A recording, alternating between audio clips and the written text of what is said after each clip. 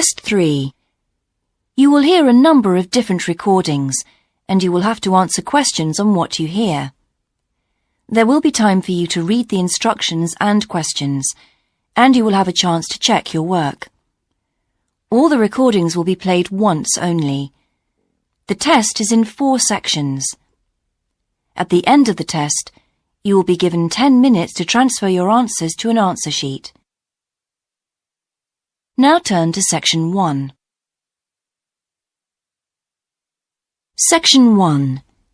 You will hear an estate agent talking to a customer who wants to rent a house. First, you have some time to look at questions 1 to 8.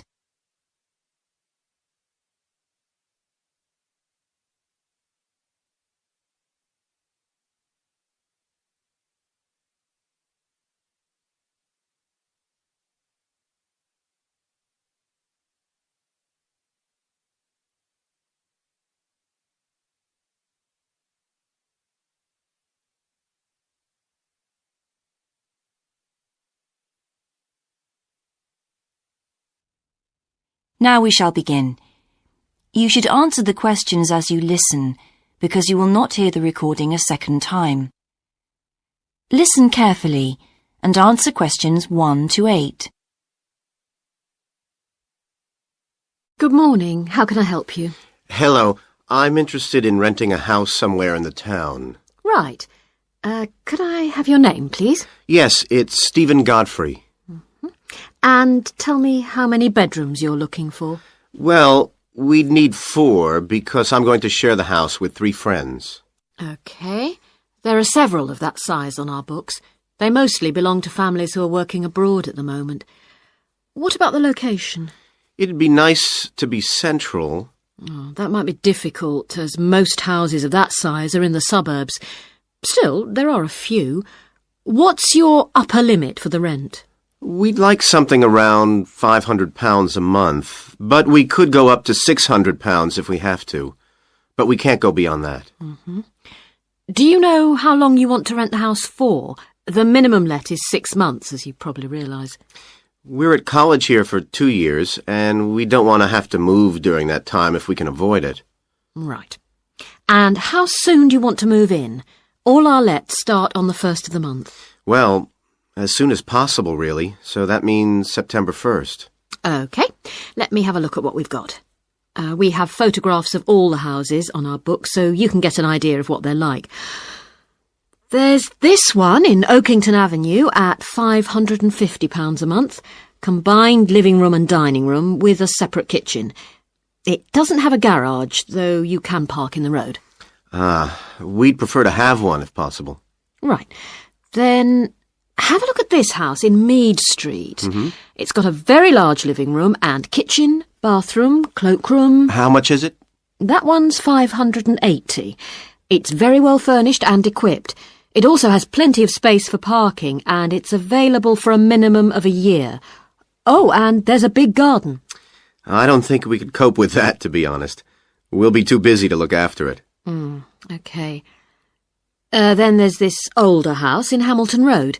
Living room, kitchen, diner, and it has a study. £550 a month. That looks rather nice. But whereabouts in Hamilton Road? Towards the western end. Oh, that'll be very noisy. I know the area. Yes, it's pretty lively, but some people like it, though. Well, what about this house in Devon Close? That looks lovely. There's a big demand for houses in that area, so prices tend to be quite high. But this one hasn't been decorated for a few years, which has kept the rent down a bit. It's got a living room, dining room and small kitchen, and it's £595 a month. I think it would suit you from what you've said. It sounds fine.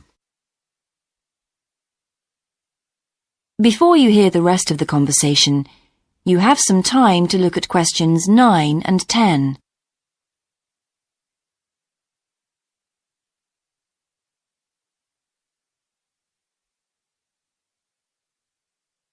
Now listen and answer questions 9 and 10. Why is that part of town so popular? Well, there's a big scheme to improve the district, and it'll soon have the best facilities for miles around. What sort of thing?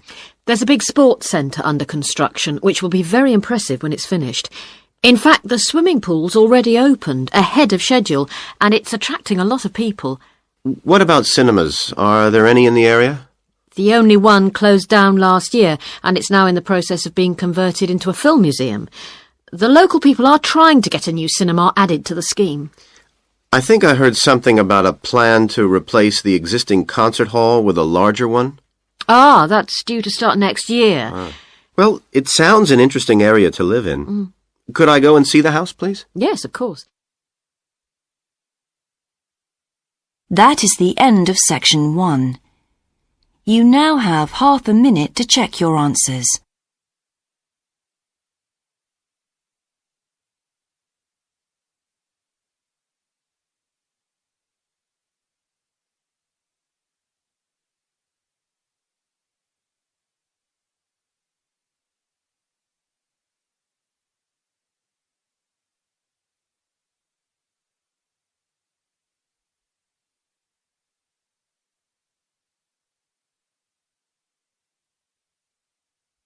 Now turn to section 2.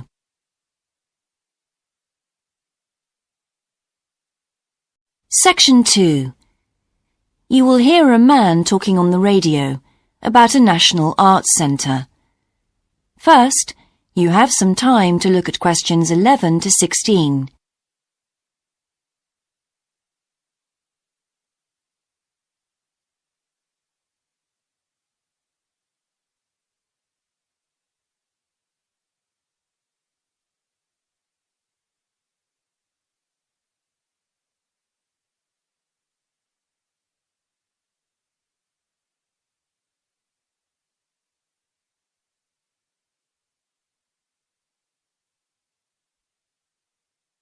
Now listen carefully and answer questions 11 to 16.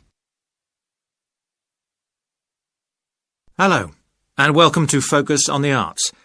I'm your host, Dave Green, and this is your very own local radio programme. Every Friday evening, we put the spotlight on different arts and culture facilities and look at the shows and events that are on offer in the coming week. And today, the focus is on the National Arts Centre.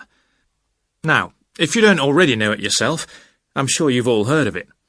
It's famous throughout the world as one of the major venues for classical music. But did you know that it's actually much more than just a place to hear concerts?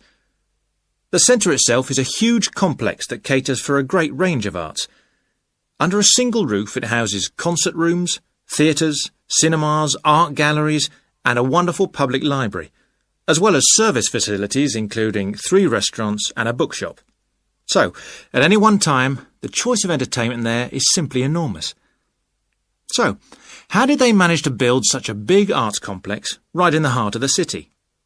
Well, the area was completely destroyed by bombs during the war in 1940. So the opportunity was taken to create a cultural centre that would be what they called the city's gift to the nation.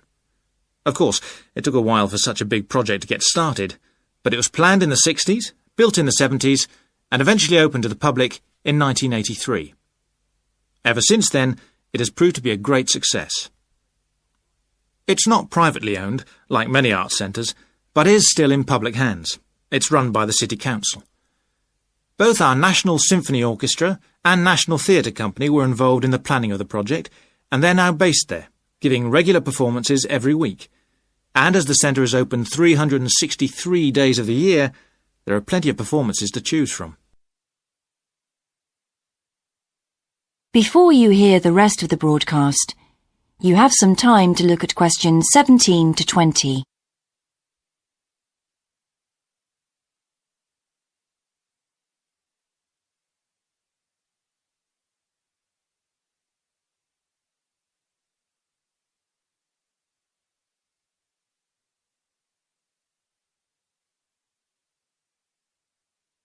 Now listen and answer questions 17 to 20.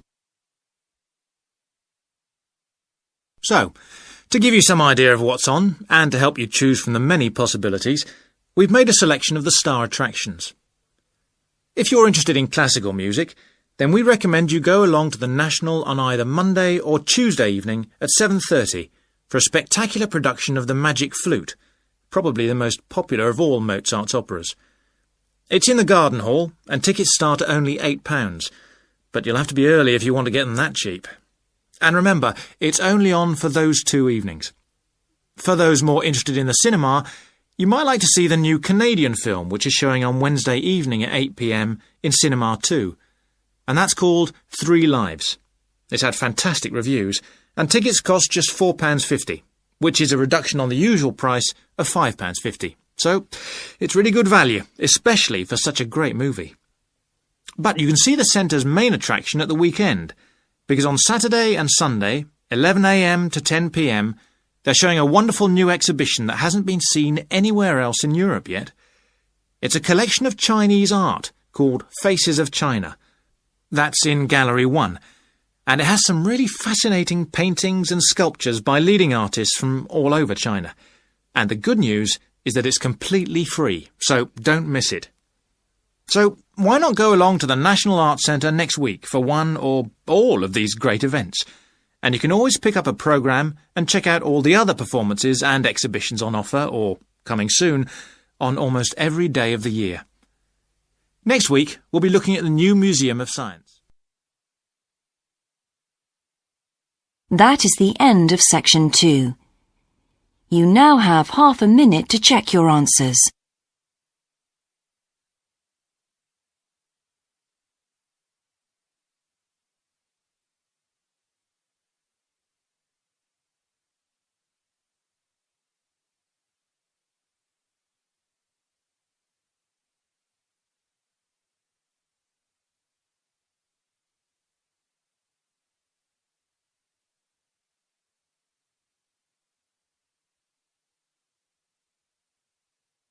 Now turn to Section 3.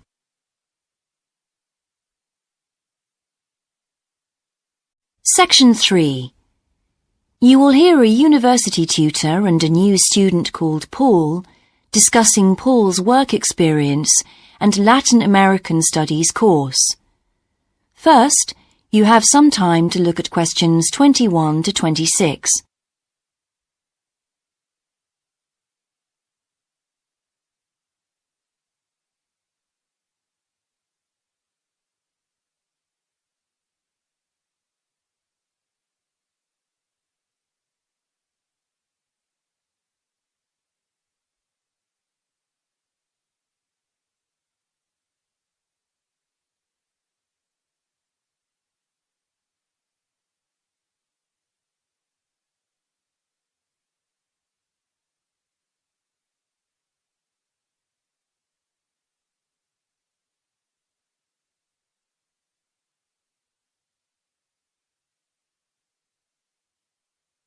Now listen carefully and answer questions 21 to 26. I've been reading your personal statement, Paul. First, let's talk about your work experience in South America. What took you there? Was it to gain more fluency in Spanish? Well, as I'm combining Spanish with Latin American studies, my main idea was to find out more about the way people lived there. My spoken Spanish was already pretty good, in fact. So you weren't too worried about language barriers? No. In fact, I ended up teaching English there, although that wasn't my original choice of work. I see. How did you find out about all this? I found an agency that runs all kinds of voluntary projects in South America. What kind of work? Well, there were several possibilities. You mean construction, engineering work? Yes, getting involved in building projects was an option. Then there was tourism, taking tourists for walks around the volcanoes, which I actually chose to do, and then there was work with local farmers. But you didn't continue with that project. Why not? Because I never really knew whether I'd be needed or not. I'd thought it might be difficult physically, but I was certainly fit enough. Now, I wanted to do something that had more of a proper structure to it, I suppose. I get demotivated otherwise. What do you think you learned from your experience? It must have been a great opportunity to examine community life. Yes, but it was difficult at first to be accepted by the locals. It was a very remote village, and some of them were reluctant to speak to me, although they were always interested in my clothes and how much I had to pay for them. Well, that's understandable. Yes, but things soon improved. What struck me was that when people became more comfortable with me and less suspicious, we really connected with each other in a meaningful way. You made good friends? Yes, with two of the families in particular. Good. What about management? Did you have a project manager? Yes, and he gave me lots of advice and guidance. And was he good at managing too? That wasn't his strong point. I think he was often more interested in the academic side of things than filing reports. He was a bit of a dreamer. And did you have a contract? I had to stay for a minimum of 3 months. My parents were surprised when I asked to stay longer, 6 months in the end. I was so happy there. And did anything on the administration side of things surprise you? What was the food and lodging like? Simple, but there was plenty to eat, and I only paid $7 a day for that, which was amazing, really. And they gave me all the equipment I needed, even a laptop. You didn't expect that then? No. Well, I'll look forward to hearing more. Before you hear the rest of the discussion, you have some time to look at questions 27 to 30.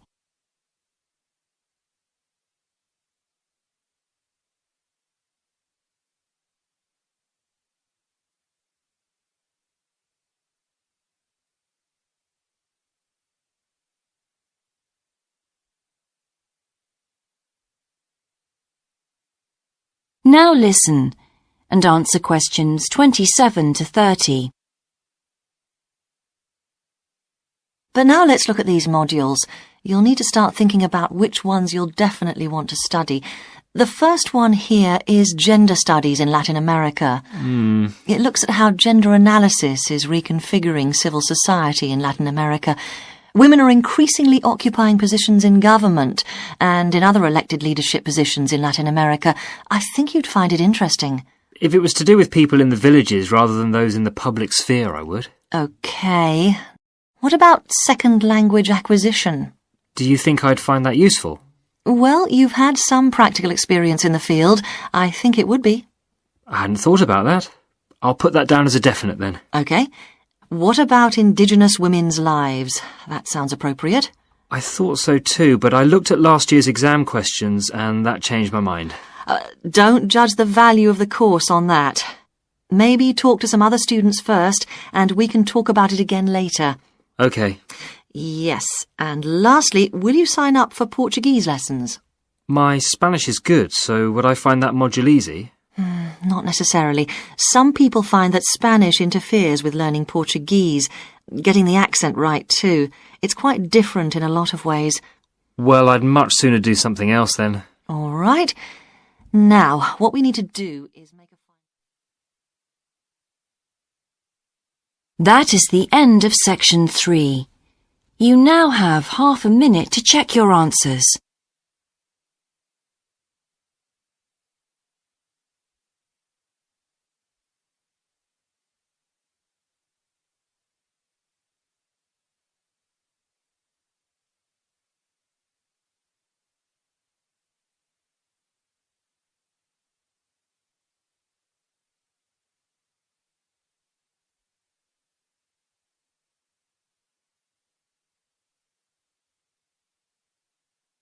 Now turn to section 4.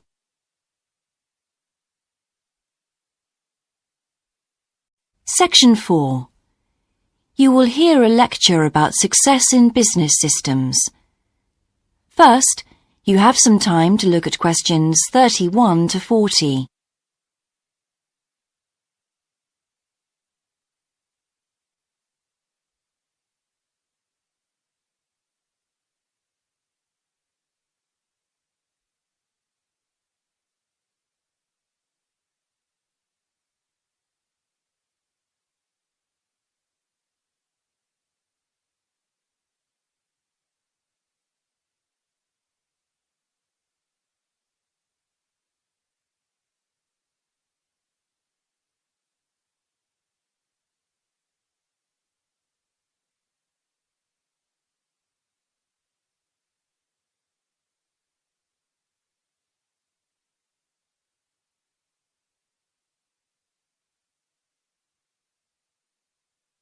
Now listen carefully and answer questions 31 to 40.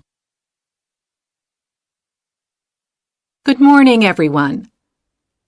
In the last few lectures, I've been dealing with business finance, but now I'm going to move on to business systems. And in today's lecture, I'm going to talk about what can go wrong when businesses try to copy their own best practices.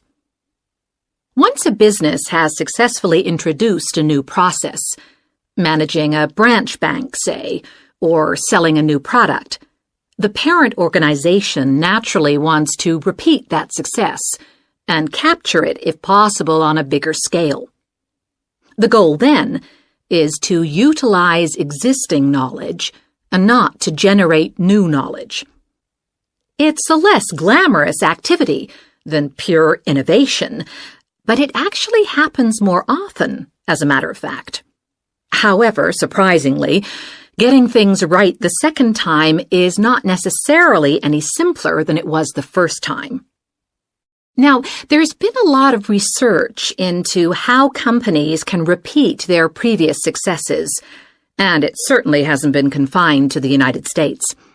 It seems that most large industries are trying to repeat their own successes and manage the knowledge they've acquired. But even so, it has been shown that the overwhelming majority of attempts fail. A host of studies confirm this, covering a wide range of business settings: branch banks, retail stores, real estate agencies, factories, call centers, to name but a few. So why do so few managers get things right the second or third time? Let's consider one reason for failure: placing too much trust in the people who are running the successful operation, the experts, shall we say. Managers who want to apply existing knowledge typically start off by going to an expert, such as the person who designed and is running a successful department store, and picking their brains. Now, this approach can be used if you want to gain a rough understanding of a particular system, or understand smaller, isolated problems. The trouble is, even the expert doesn't fully grasp the whole thing, because when it comes to complex systems, the individual components of the process are interwoven with one another. The expert never has complete access to the necessary information. And the situation's complicated even further by the fact that experts are usually not aware of their own ignorance. The ignorance can take various forms. For instance, a lot of details of the system are invisible to managers. Some may be difficult to describe, learned on the job, and well known by workers, perhaps, but impossible to describe in a way that's helpful. And there are some things that people know or do that they're not even aware of.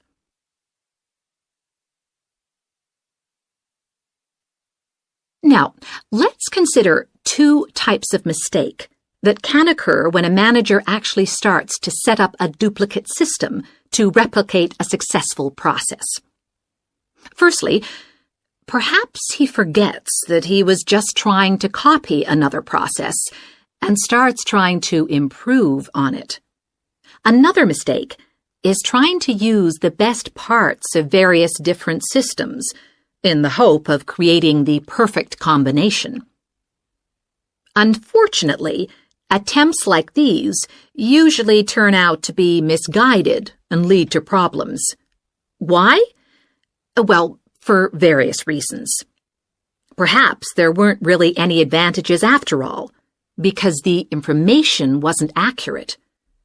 Or perhaps the business settings weren't really comparable. More typically, the advantages are real enough, but there are also disadvantages that have been overlooked. For example, the modifications might compromise safety in some way. So, what's the solution? Well, I don't intend to suggest that it's easy to get things right the second time. It's not.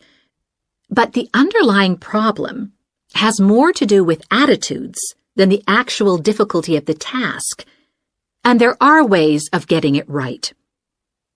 These involve adjusting attitudes, first of all. Being more realistic and cautious, really. Secondly, they involve exerting strict controls on the organizational and operational systems. And this, in turn, means copying the original as closely as possible. Not merely duplicating the physical characteristics of the factory, but also duplicating the skills that the original employees had. Reliance on a template like this offers the huge advantage of built-in consistency. That is the end of section 4. You now have half a minute to check your answers.